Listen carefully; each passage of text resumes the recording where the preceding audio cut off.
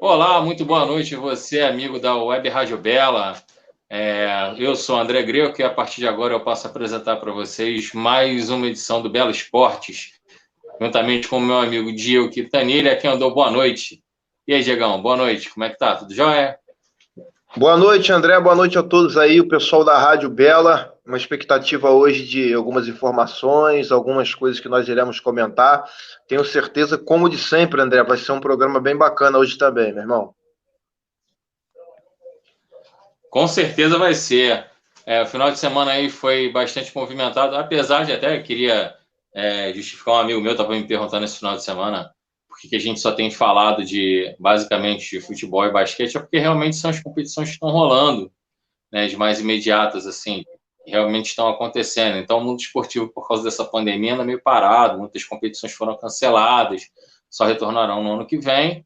Então, o que resta para a gente é o futebol, que aqui no Brasil voltou com força total após essa flexibilização, e outros esportes, né? O exemplo do basquete fora, nos Estados Unidos, que também teve que retornar para poder encerrar da forma que foi possível, e aí por isso a gente tem falado mais desses assuntos especificamente, desses esportes.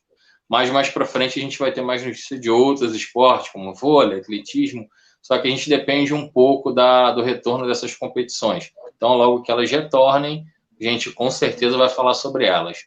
Beleza? Bom, vamos lá. Destaques do final de semana aí no mundo esportivo. Eu separei alguns aqui.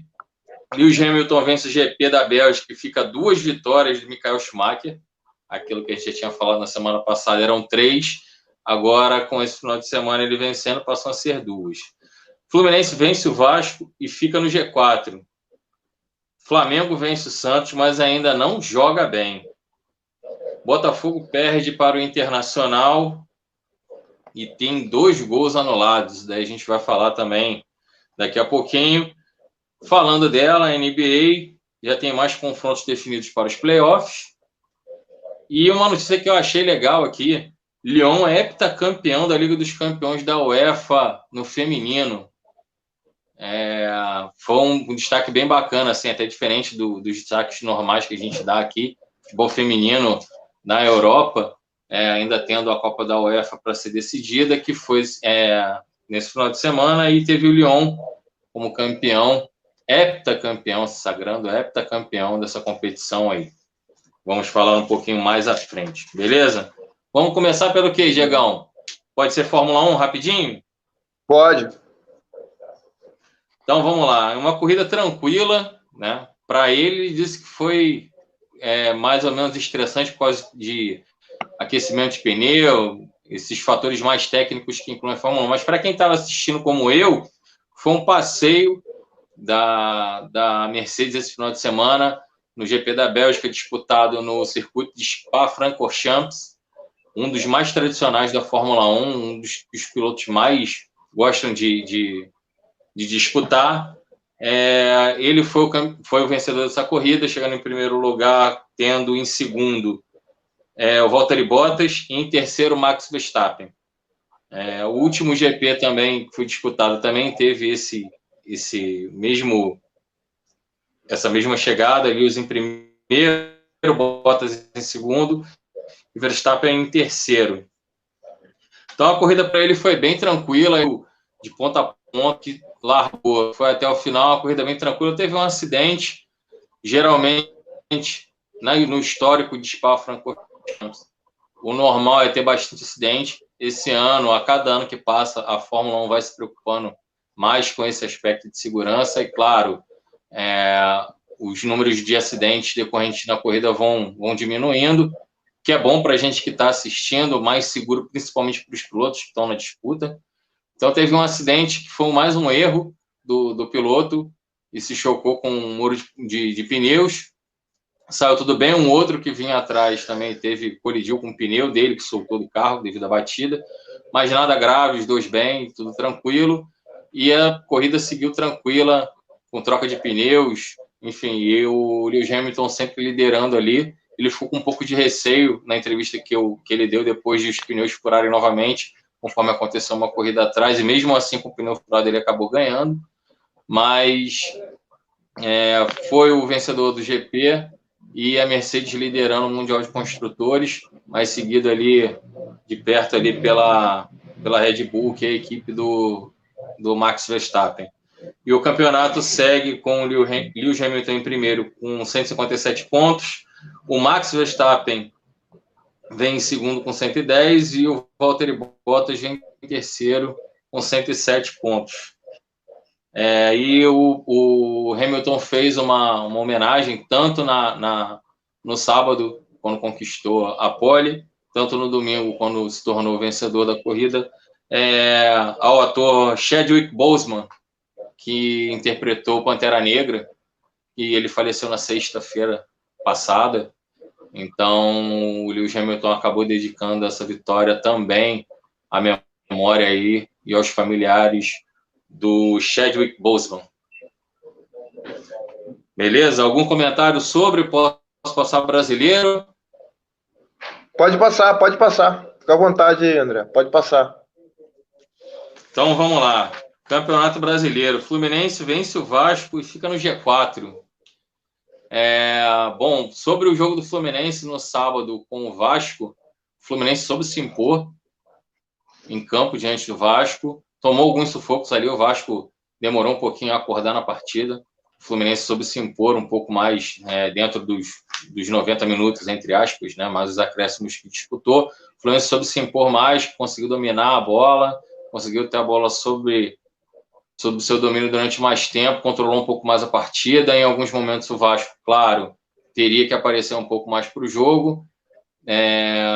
Tomou um sufoco ali o Fluminense, fez 1-0 logo de cara, aos 2 minutos, com um golaço do Dodi, que vem se destacando muito bem aí no Campeonato Brasileiro, já vinha no Carioca, tendo um crescimento técnico muito bom, muito interessante. Tem um golaço de fora da área, um chutaço. E aí o Fluminense administrou melhor a partida, até o Vasco começar a dar um pouquinho mais de sufoco ali. Terminando o primeiro tempo, no segundo tempo, o Fluminense voltou ainda melhor. O Vasco depois, no exemplo do segundo tempo, acordou um pouquinho mais na partida, criou algumas oportunidades de gol não convertendo. O Fluminense também fez isso, perdeu várias oportunidades. E aí, por volta dos 36 minutos do segundo tempo, o Fred recebeu uma assistência de Paulo Henrique Ganso. Olha, quanto tempo eu acho que o Ganso não dava uma assistência para alguém. E aí deu uma assistência para o Fred, custou. Eu imaginei, vendo o jogo, que ele fosse devolver a bola para o outro lado do campo, embora o jogador do outro lado tivesse marcado, mas ele arriscou de fora da área, acertou um chutaço. O goleiro do Vasco ainda tentou chegar, mas não conseguiu, fazendo 2-0. E o Thales Magno, aos 48 do segundo tempo, por volta dos 48, conseguiu ir lá e descontar para o Vasco, e logo em seguida foi expulso. Perdão, acho que ele fez o gol aos 41. Isso, fez o gol aos 41 e aos 48 foi expulso. E aí o Fluminense subindo um pouco mais na tabela, chegando ao G4, somando aí 10 pontos, assumindo uma posição um pouco mais confortável, digamos assim, no Campeonato Brasileiro. Tem alguma coisa?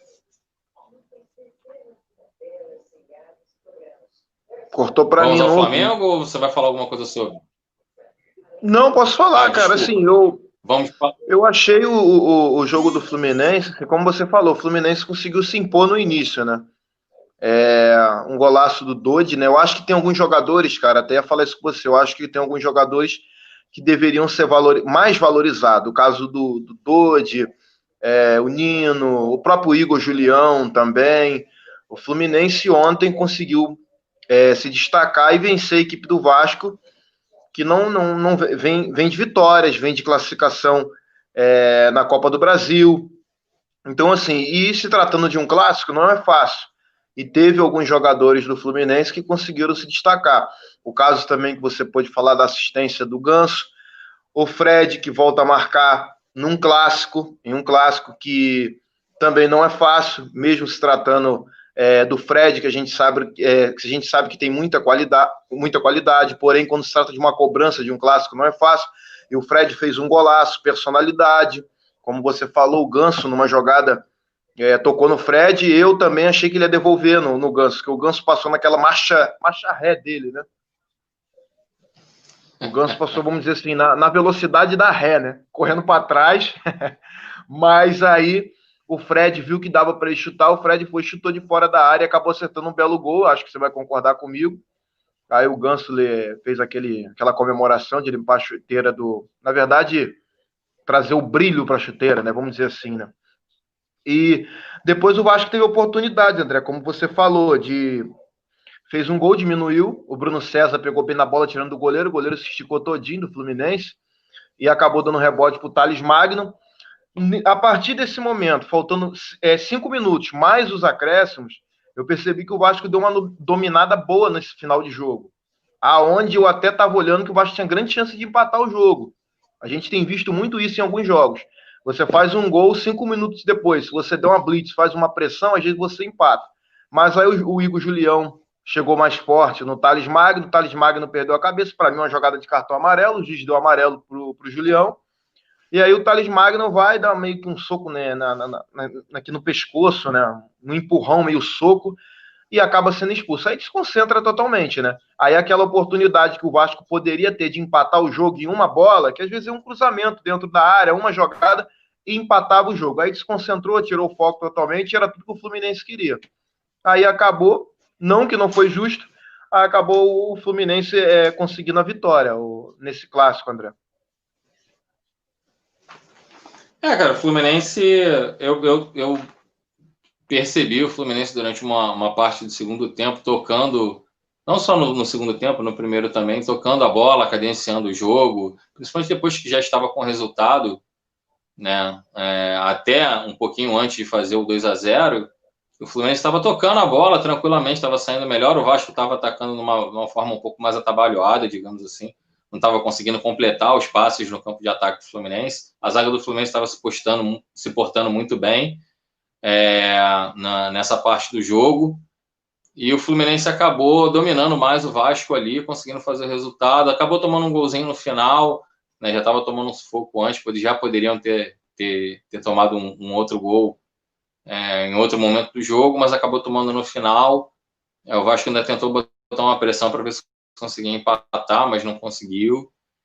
Enfim, o Fluminense, graças a Deus, conseguiu jogar um pouco melhor, vem jogando um pouco melhor, acho que está numa crescente, desde a volta do Campeonato Carioca. O Fluminense, apesar de ter retornado bem depois do Flamengo, na época, voltou com a parte física bem deficiente, aos poucos foi ganhando ritmo, né, de novo, físico, e acabando agora como se fosse uma preparação física, né, melhor, disputar o Campeonato Brasileiro, teve esse tempo aí entre o Carioca e o Brasileiro também para ajudar a se preparar.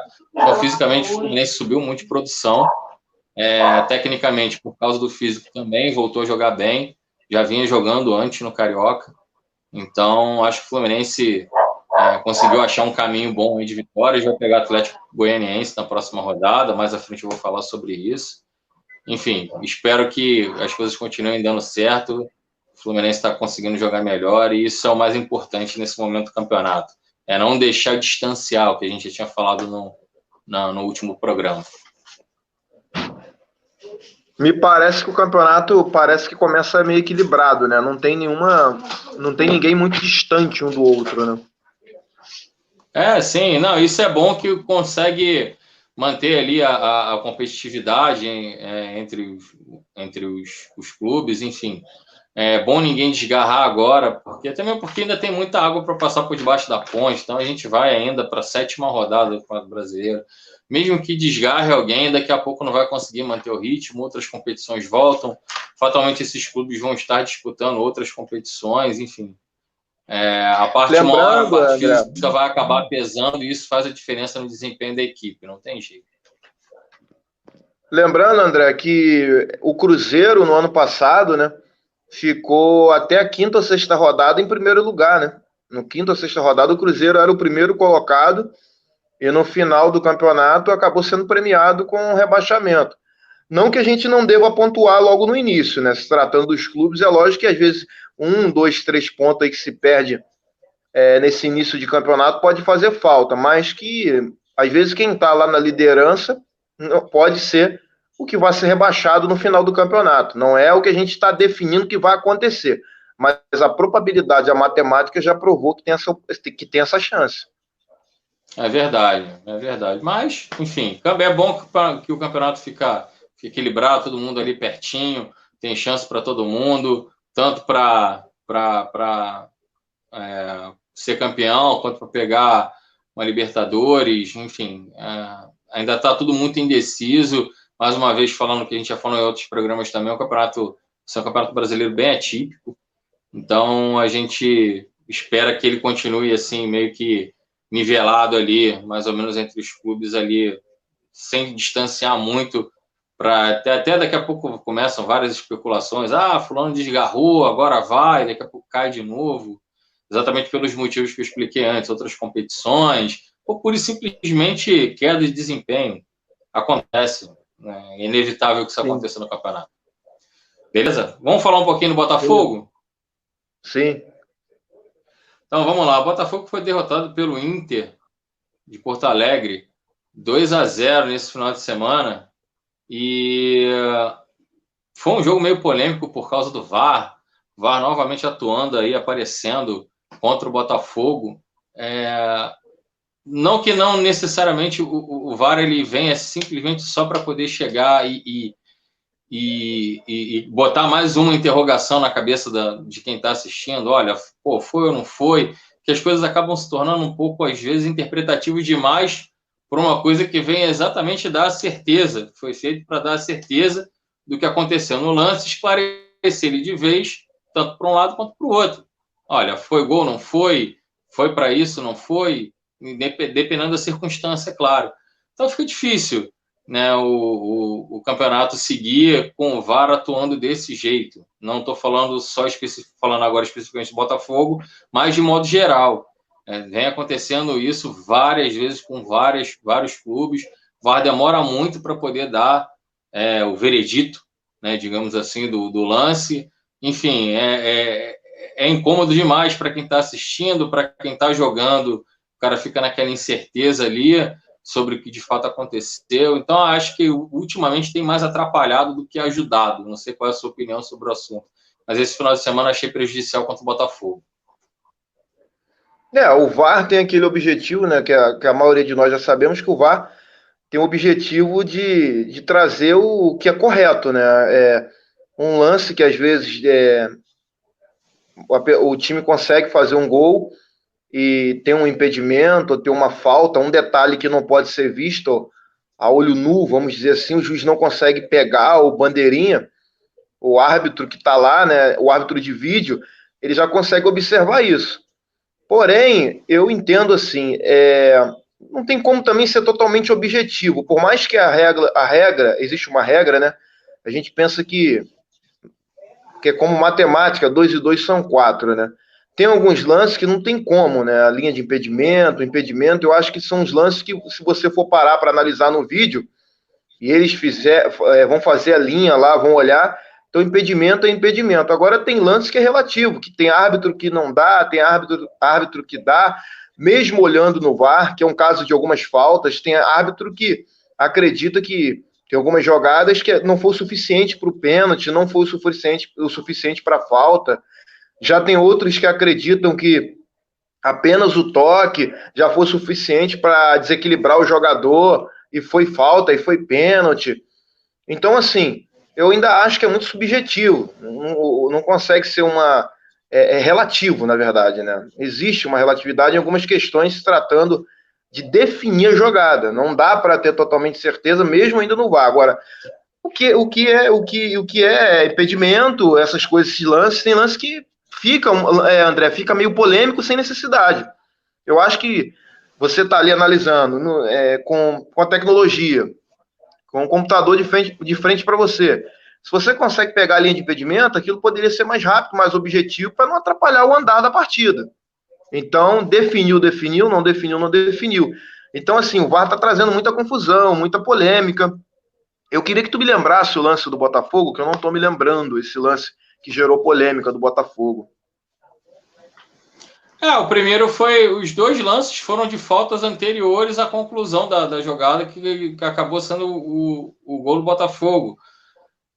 Então, assim, esporte contato. Não tem como. Então, às vezes, o jogador vai querer levar vantagem sobre o outro. O gol contra o Botafogo. Foi contra. Então, assim, eu sinceramente, eu vejo futebol hoje em dia, assim, como as coisas se tornaram muito interpretativas. Há anos atrás, todos os lances, vários lances se tornam interpretativos, claro. Mas, assim, tem lance que é disputa normal entre dois jogadores pelo lance e acaba dando a falta, é um lance normal. Eu achei, tudo bem, o primeiro pode até ter sido, tá, tudo bem, esse passo, mas o segundo eu não achei. Né? Sinceramente, o segundo lance eu não achei. Achei que poderia ter dado o gol para o Botafogo. Então, assim, o juiz, o VAR, a equipe toda de arbitragem, de maneira geral, Bandeira, o pessoal que está na sala do VAR, eu sei que eles estão fazendo o trabalho deles, tentando fazer da melhor maneira possível. Só que também tem uma equipe que está disputando o campeonato, que também está ali, está ralando pra caramba. Os caras vão lá, treinam, desenvolvem tática de jogo e tudo, para chegar lá, o cara, num erro simples, interpretativo, que o cara tá vendo ali o lance na frente dele várias vezes, não foi. Ele tem a oportunidade de ver o lance, voltar o lance, ver de novo, voltar, ver de novo. Então, assim, 4, 5 minutos para poder falar, olha, foi ou não foi. E ainda assim dá contra o time do Botafogo. Eu achei o primeiro lance ainda tá, tudo bem, mas o segundo não. O segundo gol, eu acho que, sinceramente, poderia ter sido dado gol pro Botafogo tranquilamente. Mas, mais uma vez, o VAR foi lá e ajudou, né, a confundir um pouco mais as coisas no futebol, coisa que já vem se tornando uma constante aí. Segundo o Washington Rodrigues, o Apolinho falando, o VAR veio para complicar, ele veio para confundir, ele não veio para esclarecer nada. Quem achou que ele veio para esclarecer se enganou profundamente e está vendo isso agora com ele, né, sendo posto em prática. Então, está complicando as coisas simples, talvez, que proporção vai tomar, mas existem lances que, sinceramente, a gente vê. Eu não sou torcedor do Botafogo, mas imagino que o torcedor do Botafogo tenha ficado bastante revoltado com isso. Lance de contato, eu e você, a gente sabe que futebol é um esporte de contato. Lance de dividida de bola normal, não tem como dividir uma bola sem encostar no outro jogador. Então tem lance que, se você for marcar todos esses lances falta e parar uma jogada, no caso parece que me aconteceu, que acabou atrapalhando o gol do Botafogo, realmente fica sem graça e acaba sendo prejudicial à equipe, né?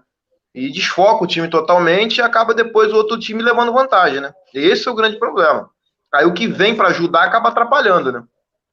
Isso daí já vem se mostrando em vários jogos já, enfim.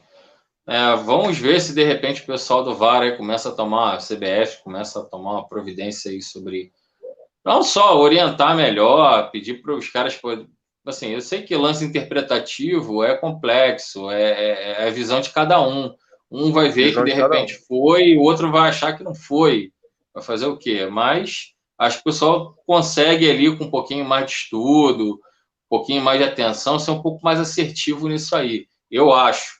Né? Mas aí depende da exigência do órgão que controla isso, que é a CBF, né? Que é quem oferece treinamento para essa galera toda. Então, acho que o pessoal pode ficar um pouquinho mais atento nisso aí, para não prejudicar tantas equipes assim, como às vezes acontece aí já. Não só o Campeonato Carioca, pelo Paulista também tem essas confusões, enfim. O Gaúcho também já teve, então é difícil. Nós que torcemos, que acompanhamos futebol, a gente só quer que a coisa transcorra da melhor maneira possível. Só isso que a gente quer. Vamos falar do Flamengo? Vamos, sim. Então vamos lá. O Flamengo venceu o Santos na Vila Belmiro pelo placar de 1-0 com o gol do Gabigol aos 50 minutos. Polêmica de VAR, né? Mais uma vez, né? Então, mais uma vez, eu acho que quem achou que ele veio para esclarecer, não, ele veio para complicar. E aí, o que você viu desse jogo aí que você pode falar pra gente? Cara, sim, começando falando desse jogo, um clássico, né, na Vila Belmiro, eu achei que o Santos começou bem melhor, cara. O Flamengo ainda tá longe de ser o Flamengo que foi o Flamengo do ano passado. Mais uma vez a gente fazendo comparação, mas não tem como fazer. Um time onde foi campeão em tudo. E o Santos começou massacrando a equipe do Flamengo. E consegue fazer logo um gol no cruzamento do Pará, uma jogada muito boa com... Rapaz, me faltou o nome do jogador. O meio de campo deles, o melhor jogador do Santos para mim. Esqueci, o Marinho. Marinho trabalhou a jogada, acabou tabelando com o Pará, que o Pará fez um cruzamento muito bom ali no Raniel. Gol do Santos, 1-0 Santos. Aí o que acontece? Vem o poderoso VAR, né? Aí chama o VAR. Para mim, o lance realmente, na minha opinião, estava impedido. O lance foi... Eu não sei se você teve outro esclarecimento. Se teve, pode até me cortar e falar. Mas eu acho que o gol do Santos estava realmente impedido e o VAR veio para analisar isso também. Então, anularam o gol corretamente. Se tu tiver alguma ideia diferente aí, André, se teve alguma visão, não sei se... Tu pode me interromper e falar também. Depois, o Santos, uma falta lá na direita, jogado o tempo todo na direita, que parece que o Cuca ou a equipe do Santos, que a direita já é o lado do Marinho, né? O lado forte do Santos, né? Então, já percebeu que o lado esquerdo do Flamengo estava fraco ali na marcação. Marinho tenta fazer um cruzamento, a bola vai direto no gol, entra, né? E aí fica a polêmica, se houve impedimento, que até agora eu não sei o que ele marcou, se ele marcou impedimento, se ele marcou...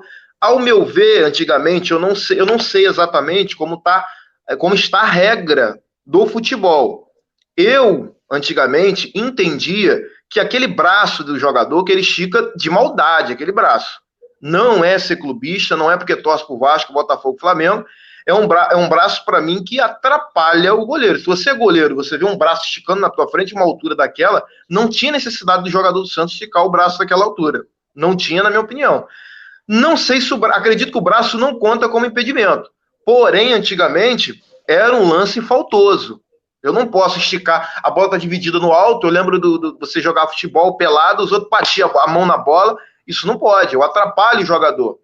Então, até agora eu não consegui. A arbitragem na grande mídia ficou em dúvida, o comentário da arbitragem, disse que o árbitro errou, depois corrigiu o árbitro, disse que o árbitro estava certo, aí fica confuso também na parte da comunicação, de quem está vendo o jogo, e fica confuso dentro de campo. Aí, mais uma vez, o VAR também demora 10 anos para resolver um problema. Tanto no primeiro gol, tanto no segundo gol. Não se tem uma definição rápida. Atrapalha o andar da partida. A equipe do Santos estava bem na partida, independente se o gol ia ser anulado ou não. Aí o que parece? Parece, como eu estava acompanhando, eu observei o seguinte, o Santos anula 2 gols. Cara, é pro Flamengo ganhar o jogo. Não estou dizendo que a arbitragem teve maldade, ou se teve, eu não sei, para dar vitória pro Flamengo. Agora, abala meio que a estrutura da equipe do Santos, que parece que o time fica nervoso, tenta, depois não consegue. Depois a bola parece que acha o Gabigol no final do primeiro tempo. Parece que até o gol tinha que ser dele, lembrando ontem foi aniversário do Gabriel, do Gabigol.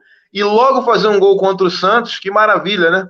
Em cima do Santos, na Vila Belmiro, aí dá uma sorte dessa. Lei do ex. É a lei do ex. É a lei do toda hora, né? Agora o Gabigol contra o Santos gosta de fazer. Aí comemorou, né? Lembrando do ator lá, o rapaz que fez o Pantera Negra, acabou fazendo também uma homenagem.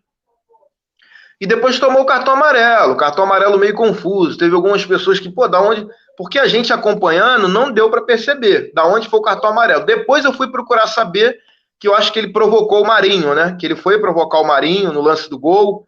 Eu acho que ele foi gritar no ouvido do Marinho, debochar, e é um lance que a arbitragem não tolera, leva para o lado da confusão, e se ele fez isso, ele foi punido corretamente, porque você brincar, comemorar alguma coisa, agora você ir no jogador gritar no ouvido do outro atleta, e provocando e citando a ir uma confusão, você realmente vai ser divertido com o cartão amarelo. Então, se for isso, a arbitragem acertou.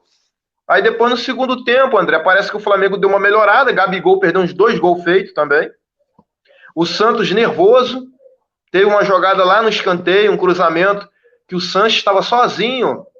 Não sei se o cara, se não está nervoso, não acertava o lance daquele, porque ele bate, é um bom jogador que bate bem na bola também, acabou dando um chutão para cima, o Santos tentando, me parece nervoso e não conseguindo. E o Flamengo tentando sair para fazer mais um, também não conseguiu. O que pareceu? Que realmente era para o jogo ser 1-0 com um gol do aniversariante do Gabigol, cara.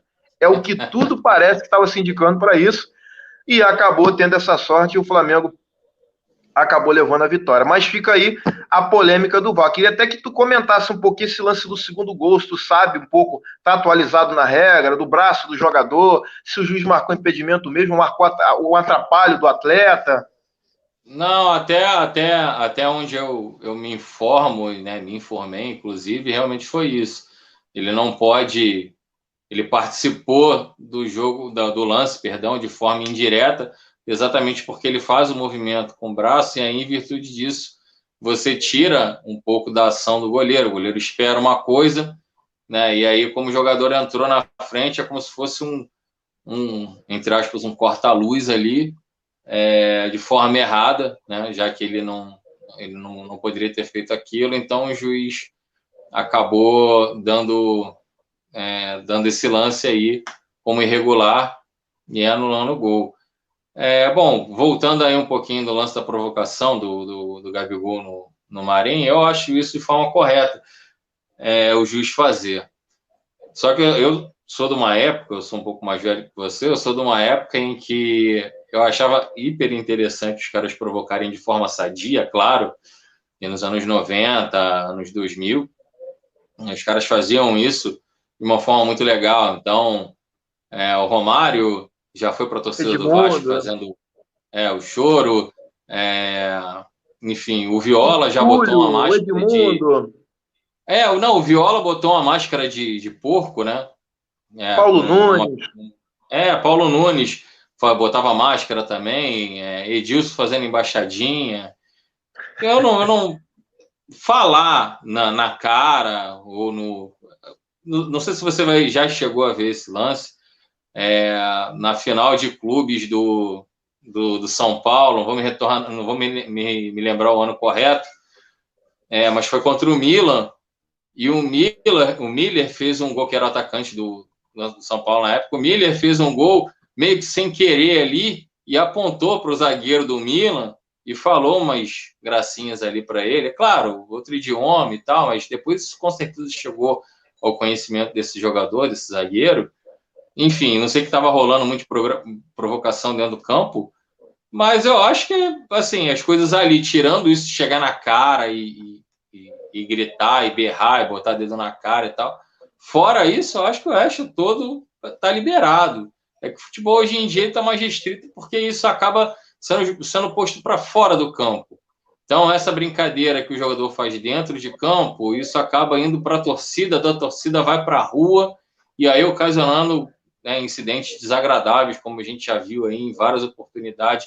Vai desde uma privada arremessada de lá de cima do estádio, lá, se não me falha a memória, foi no torcedor do Fortaleza que morreu na hora, até um espeto de churrasco num torcedor do Botafogo, num jogo no Flamengo Botafogo disputado no Engenhão. Então, vai uma das coisas mais absurdas assim possíveis.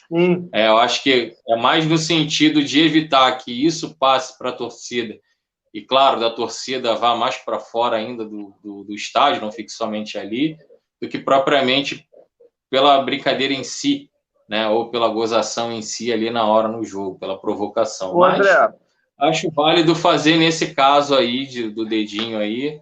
Eu acho válido chegar e punir, dar cartão sim, ou falar alguma besteira, porque não é legal.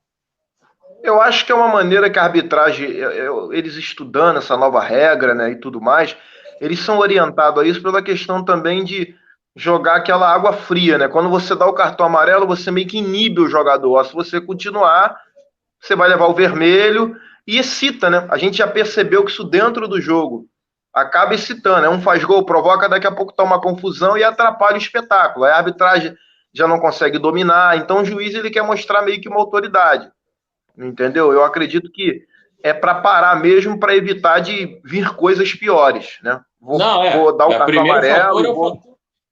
O primeiro fator é o fator campo mesmo, mas eu acho que o segundo é exatamente por isso, porque passa para a galera, enfim, você já foi estádio de futebol, eu já fui várias vezes, nós como torcedores, eu já presenciei muita coisa em estádio de futebol, torcedor pegando o torcedor adversário na covardia, por motivo nenhum que foi feito dentro do campo, e aí do lado de fora isso potencializou para a torcida, que acaba usando até muitas vezes de covardia aí enfim, e pondo até em risco vida do lado de fora do estádio, conforme já aconteceu. Eu já passei perrengue em Fla-Flu e só consegui chegar em casa 4 horas depois. O jogo acabou, porque os arredores do Maracanã pareciam uma praça de guerra. Então, enfim, Praça eu de já guerra. presenciei Engraçado que a isso. gente fala isso. Eu também comento isso, que eu frequento Maracanã muito novo e sempre fui também, ano passado, eu frequentei já outros jogos também de outros clubes, e a gente fala isso com pessoas até que não têm o costume de, já conversei com algumas pessoas que não têm o costume de ir para Maracanã ou nunca foram, elas ficam de boca aberta, acontece dessa forma, aí ó, tá vendo aí, se tem alguém assistindo, tá vendo que o André tá falando, acho que tem alguém assistindo que eu já falei isso que você tá falando. Meu pai falava exatamente isso, fica igual uma praça de guerra, a gente tendo que correr e entrar em qualquer buraco, e você ouve um barulho de um lado de outro, você não sabe se corre para a esquerda ou para a direita, porque vem barulho dos dois lados, André. Se corre para a esquerda ou para a direita. É Não, complicado. assim, já passei por alguns perrengues e por perrengues sem motivo nenhum, né? Eu levei meu filho há muito tempo atrás num clássico, um Fluminense e Vasco no Engenhão, foi 1-0 Fluminense o jogo, e torcedor do Vasco entrando nos trens procurando quem estava com camisa de time, porque eles queriam tomar a camisa, agredir, enfim. Citei o do Vasco especificamente porque aconteceu comigo, mas eu sei que acontecem com todas as torcidas isso. Independente de qual clube seja, isso acontece praticamente em todos os jogos que se tem clássico. Então, assim, sempre tem alguém passando apuros em algum lugar do Rio de Janeiro quando se trata de clássico. Então, já vi coisa do Arco da Velha já, até mesmo sem estar indo para jogo. Eu morei num condomínio que tinham 2 torcidas organizadas e os caras simplesmente foram parados pela polícia militar na saída porque estavam indo já para poder brigar com uma outra torcida, tinha sido agendada uma briga entre eles, enfim. Uma coisa absurda que, né, infelizmente, não é uma exclusividade nossa, a gente não joga isso para outros países, eles lá se encarregam de darem esses maus exemplos, mas acontece aqui com frequência. Então, é justificável que o juiz dentro de campo segure o jogo, até mesmo porque isso, conforme já foi dito, pode externar e a consequência pode ser muito pior. Beleza? Mais alguma coisa para falar do Mengão aí? Não, lembrando também que foi a estreia do Isla, né? Ele que, uma estreia uma estreia tímida, né? Ele que já estava para estrear, veio... Já era de se esperar, já estava sem atuar, enfim, não dá para exigir muito dele agora. Ele estava sem clube, né? Ele estava sem clube, o Flamengo aproveitou a oportunidade, né? Um jogador que tem...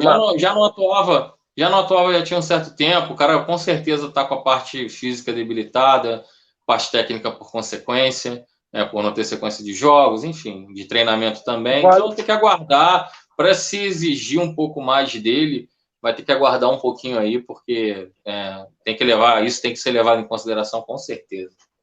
Vale lembrar sobre o Isla, né, para terminar, que o Isla se destacou mais na seleção chilena, né? Ele jogou num clube italiano também, eu não lembro se foi a Juventus, onde ele conseguiu ganhar um título lá, e depois ele marcou a passagem mesmo das convocações constantes, né? Na seleção chilena, e conseguiu ganhar a Copa América, né? Uma delas em cima da Argentina, se eu não me engano, acho que foi isso. E foi o que mais marcou isso no Isla, né? Então, assim, não digo, acho que ele marcou mais na seleção do que no próprio clube por onde ele passou. Mas, de fato, para ser convocado sempre, para ser sempre convocado, é porque está fazendo um bom trabalho, né? E na questão da seleção chilena. Geralmente você contrata um jogador, geralmente você contrata, no caso dele, por bons trabalhos que ele já realizou, não só pela seleção, mas nos clubes por onde ele passou também. Considero ele um bom lateral, vamos ver se encaixa nos esquemas aí mirabolante do Domenech Torrent. Vamos ver se ele consegue ajustar ele lá na lateral direita para fazer aí boas atuações pela equipe do Flamengo. Beleza? Beleza. Rapidamente aqui, só mandar um abraço e um beijo aqui para minha filha que está me assistindo aí, Júlia Greco. Um beijo e um abraço para meu primo aí, Alexandre Greco, também que está assistindo a gente. Minha filha acabou de dar uma boa noite aqui agora também para gente. Então, um beijo, um abraço para vocês aí e para o restante da galera que estiver assistindo ou que lá na frente for ouvir também. Beleza? Bom, deixa eu só passar aqui alguns resultados aqui do Campeonato Brasileiro no final de semana. O Botafogo foi derrotado pelo Internacional, conforme já dissemos aqui, por 2-0. O Fluminense, também já dissemos sobre, no sábado venceu o Vasco por 2-1, e o Bahia no sábado empatou com o Palmeiras em 1-1, e Fortaleza também no sábado 3-0 sobre o Bragantino. E no domingo, São Paulo venceu o Majestoso, 2-1 no Corinthians. O Curitiba venceu o Sport Recife, 2 times que estavam na draga, parte de baixo da tabela. Mais Z4. uma vitória do Curitiba, né?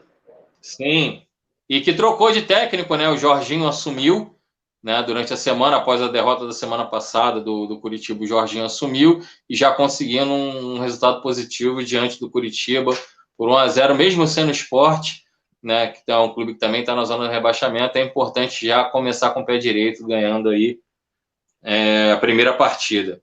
O Santos perdeu para o Flamengo de 1-0. E o Atlético Mineiro, o Atlético Paranaense, que seriam os jogos dessa rodada,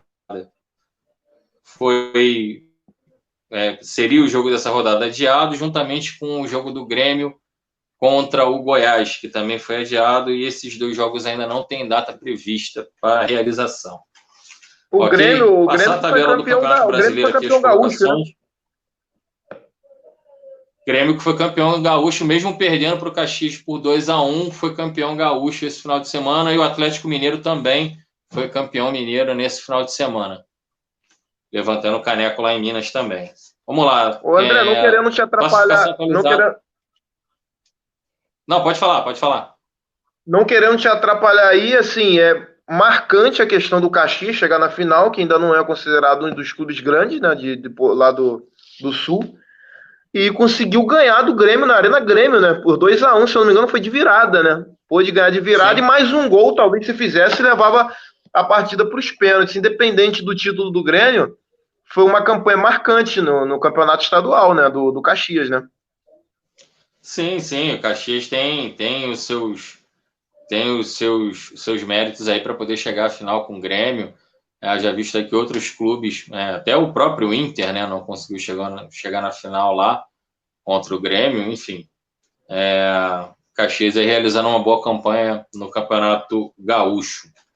Passando aqui agora sim a classificação do Campeonato Brasileiro, o Internacional segue em primeiro com 15 pontos, o São Paulo em segundo com 13, em terceiro vem o Vasco da Gama com 10, seguido pelo Fluminense também com 10 na quarta colocação. Em quinto, o Atlético Mineiro com 9 pontos, seguido também em sexto, o Palmeiras com os mesmos 9 pontos. O Fortaleza vem na sétima colocação com 8, mesma pontuação do Bahia na oitava colocação e do Flamengo na nona. Em décimo, o Santos com 7 pontos, a mesma numeração de pontos do Ceará, que vem em 11º, e o próprio Grêmio, que vem em 12º. O Atlético Paranaense é o 13º com 6 pontos, mesma pontuação do Curitiba e do Botafogo, na 14ª e na 15ª colocações, respectivamente. 16º, o Corinthians com 5, mesma pontuação do 17º Bragantino. Em 18º, 19º e 20º, respectivamente, com 4 pontos, vem Goiás, Sport Recife e Atlético Goianiense. Ok? Essas aí são as colocações dos clubes após a 7ª rodada. Lembrando que ainda tem clube aí com uma rodada a menos, exemplo do Vasco. Tá? Que falta Corinthians um jogo Corinthians que parece que está em crise também, não consegue vencer, né? E perde um clássico, né? São Paulo é uma vitória importante no clássico, né? São Paulo está se recuperando aos poucos. O São Paulo assumiu uma postura de jogo. O Diniz ele tem uma postura de jogo que o time domina bastante o toque de bola, domina bastante a bola durante as partidas, mas às vezes não consegue ganhar. Ele já fazia isso no Fluminense, esse mesmo estilo de jogo. O Fluminense cansou de jogar ótimas partidas e acabar perdendo no final, ou no razoável ali, empatando e jogando muito melhor, tendo muito mais controle da bola. Então passou a ser meio que uma característica da forma de jogar do Diniz. O que se espera dessa forma de jogar é que uma hora mais cedo ou mais tarde o clube acabe ganhando, o time acabe ganhando, né? E acho que está acontecendo agora isso com o São Paulo, está conseguindo isso mais no São Paulo. Vamos ver aí como é que fica essa forma de atuar do São Paulo aí com o Diniz, sempre tentando prevalecer da posse de bola ali para controlar melhor o jogo, mas tem que ganhar, né? Não é só controlar o jogo, você tem 70%, 80% de posse de bola e termina 2-0 para os caras. Os caras têm 2 oportunidades, vai lá e conclui. Não adiantou de nada você ter 70%, 80% de bola, 60%, 65% de bola. Tem que ir lá e botar a bola na rede. É na moldura que a bola tem que entrar. Não adianta você ter percentual de bola no pé, não adianta. Passando aqui os próximos confrontos aqui do Campeonato Brasileiro, na próxima rodada, o Ceará pega o Fortaleza. Esses jogos que eu começar a falar agora são todos na quarta-feira, tá ok? Um clássico, né? Ceará pega o Fortaleza às 19 horas. O Fluminense encara o Atlético Goianiense às 19h15. O Goiás pega o Corinthians também às 19h15. O Botafogo encara o Curitiba às 20h30. Mesmo horário de jogo também de Atlético Paranaense e Bragantino. Bahia e Flamengo também no mesmo horário. Às 21h30, Palmeiras e Internacional. Esse eu acho que vai ser um bom jogo para se ver. Palmeiras tem atuado um pouco melhor. Internacional líder do campeonato. Vai ser um jogo bem interessante para se acompanhar. E também no mesmo horário, às 21h30, Santos e Vasco. E na quinta-feira, Grêmio e Sport Recife, às 19 horas. E Atlético Mineiro e São Paulo, às 20 horas. Algum destaque aí dessa rodada que você queira falar sobre? Rapaz, que pedreira aí pro Vasco também, né? Porque o Santos vem de 2 derrotas, se eu não me engano, seguida. E eu acho que vai tentar de tudo para ganhar um jogo. Esse jogo seria, no caso, no Rio de Janeiro, esse jogo do Vasco com o Santos? Vila Belmiro. A gente sabe que aquele fator torcida faz a diferença, tanto demais não tem para um lado e para o outro, né? Mas seria um fator diferencial para a equipe do Santos. Mas acredito que o Vasco vai pegar uma grande pedreira aí, cara. Os dois times vêm de derrota, né? E num jogo polêmico, que o Santos não queria perder para o Flamengo, e o Vasco vem da derrota para o Fluminense. Então os dois times vão tentar se recuperar. Tanto esse jogo do Palmeiras com o Internacional, Ceará e Fortaleza, esse do Santos com o Vasco, são jogos bastante interessantes, cara, porque um clássico, e esse que a gente está falando também do Palmeiras Internacional, que é o líder do campeonato, o Palmeiras que voltou a jogar bem também é um confronto, um jogo que parece que vai ser equilibrado, mas futebol sempre traz uma surpresa. E essa questão em destaque também do jogo com o Santos com o Vasco, porque o Vasco quer tentar manter, não quer tentar se distanciar dos outros que estão ali à frente, aquela zona do G4 e do G6, até porque o Vasco começou bem o campeonato e quer se manter ali da mesma forma. E o Santos tenta se recuperar, né? Nada melhor do que se recuperar tendo uma nova oportunidade na Vila Belmiro. Então eu acho que esses 3 jogos aí, cara, são destaque. Eu acho que da próxima rodada eu vejo esses 3 jogos aí como mais destaque, né? Olha, um jogo que eu considero um jogo interessantíssimo também, acho que vai ser um jogão, vai ser Atlético Mineiro e São Paulo, na quinta-feira, porque o Atlético vem jogando, vem disputando muito bem o campeonato, e o São Paulo também está numa crescente. Santos e Vasco, acho que também vai ser um bom jogo para se ver. Palmeiras e Inter, acho que também vai ser um jogão. Pode ser que eu esteja errado, mas enfim. Times nas melhores colocações na tabela, que vão se confrontar com outros times também em boa colocação na tabela, acho que serão os melhores jogos para se assistir nessa próxima rodada do Campeonato Brasileiro, que se inicia na quarta-feira. Beleza? Algo mais aí sobre o Campeonato Brasileiro? Não, né? Vamos torcer, né, André, para que a próxima rodada, se caso tiver o VAR, que não venha ter complicações, né? Que eles possam ser o mais objetivo possível para não prejudicar o espetáculo, não prejudicar nenhuma equipe nem outra, porque o VAR vem para trazer justiça. Será que existe justiça no futebol? Mas, porém, esse é o grande objetivo do VAR.